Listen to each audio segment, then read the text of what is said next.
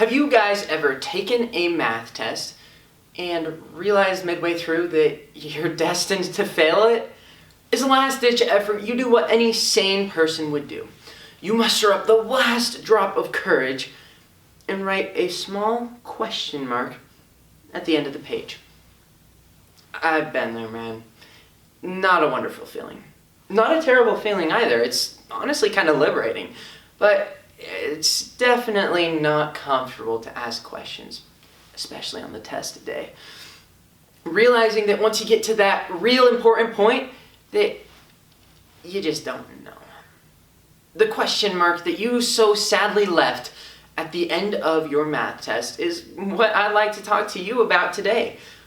As it turns out, that question mark has a humble story behind it and an interesting process. Because with each question mark, there is that process with 3 different steps to it. The first step is just not knowing what the heck is going on and having the strength to admit it. Next, it's seeking out that answer, putting in the work, and trying to learn. And lastly, it's what you do with that knowledge that you were looking for. The first stage we need to consider, though, is not knowing. Because, let's face it, being an idiot and not knowing what's going on is pretty dang common. In fact, it's pretty easy to understand why. As Harvard Business Review states, our instincts, or the innate knowledge that we have, are meant to keep us from dying. Survival of the fittest is what it's about. It's to keep us getting food and honestly dying at a young age. We instinctively hold our breath underwater, subconsciously distrust those who hide their hands from you, and even gesture our head upwards to greet someone. These instincts are no doubt useful. Heck, they keep you alive, but they're meant for survival. As a species, we're beyond this struggle for survival. In this modern age, we do not seek just to survive, but rather to thrive. Throughout the study of math and science, the understandings of philosophy and art, it's clear to see that we've outgrown our instincts. We're using new disciplines of knowledge to advance our progress as a species and make our lives better. This process of questioning is constantly affecting everyone, myself included. As a student, I'm spending 6 hours a day, 30 hours a week in my high school, and that's not including homework. I'm not spending this time just to go there and show what I know, but rather it's to learn. We go to high school to learn things, to say, hey, I don't know this. We come here to question. We don't go to school to prove what we know, to prove that we're the smartest. We go there to write that question mark and take that first step, which is admitting that we just don't know. The next step, though, is seeking that knowledge that you were looking for. As it turns out, you can't just ask a question and immediately have it answered a lot of the time. To really drive this point home, I'd like to use a story from my last school year. Well, I made a mistake. At least I thought so.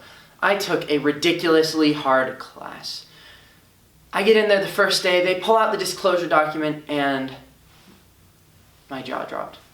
I mean, okay, the teacher seemed pretty cool. It seems like there were some pretty cool people in the class, but you know what the subject was? Public speaking. Yeah. Ugh. As you may have guessed, though, this class was the speech and debate class.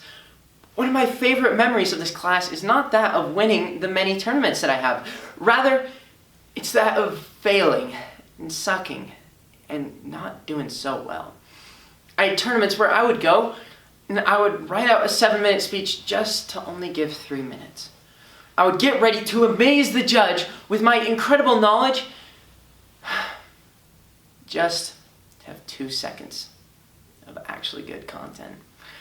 It was painful. I went to tournament after tournament looking to win. However, that didn't work. I didn't win. So I decided something. I decided I was going to put everything into it. I would spend weekends preparing for the tournament. The week, I would save 50, 20, 100 articles and make sure that I was knowledgeable enough to wow my judge with the knowledge. I did this all with one objective.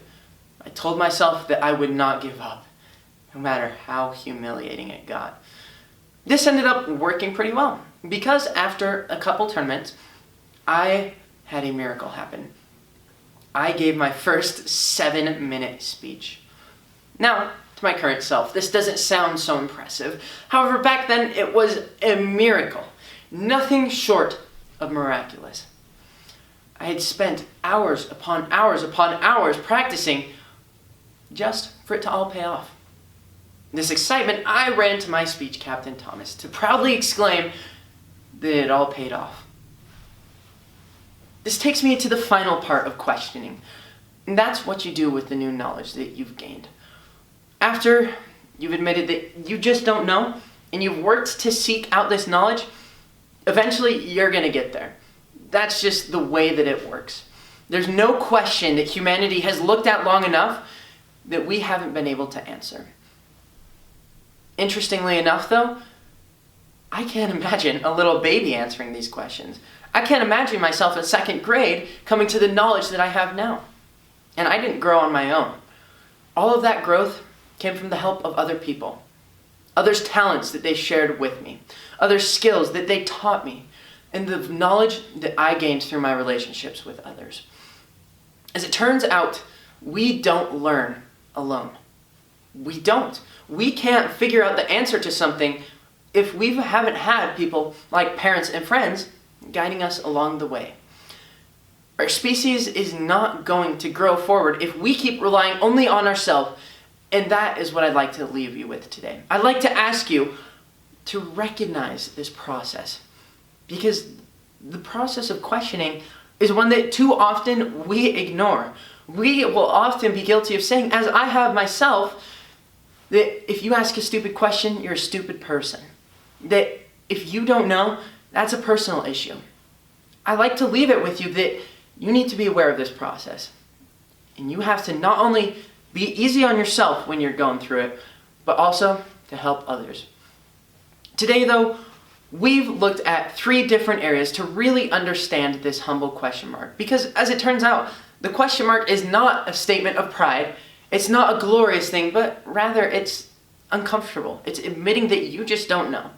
So to understand the process behind that little uncomfortable question mark, we've looked into the 3 areas in which this process applies. First, when you just don't know what the heck is going on. Next, when you really seek out that knowledge. And lastly, what you do with that knowledge that you've gained.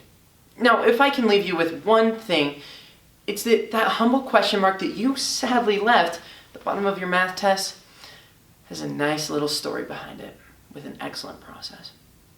Thank you.